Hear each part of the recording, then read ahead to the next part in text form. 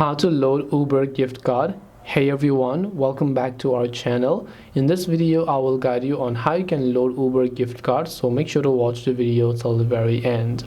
Now if you would like to load your Uber gift card, it's actually quite very simple to do so. All you have to do is, let's say you want to redeem the gift card, whether it's Uber or Uber Eats, the process is pretty much the same. In this case I can just open up Uber and make sure to log into my account. Then tap the account icon located at the bottom right corner of the screen. Then over there you'll find the option called payment, which you can use to just tap on it. And once you tap on the payment option, over here you'll find the option that says payment methods. So you can just tap the add payment method option, and one of the payment method that they also accept is a gift card. So instead you can tap the gift card option, enter the gift code, tap the save option. The balance will get added according to the amount of balance that is available in the gift card, and hence in that way you can load your Uber gift card. If you have any questions, feel free to leave them down. Thank you for watching and see you in the next video.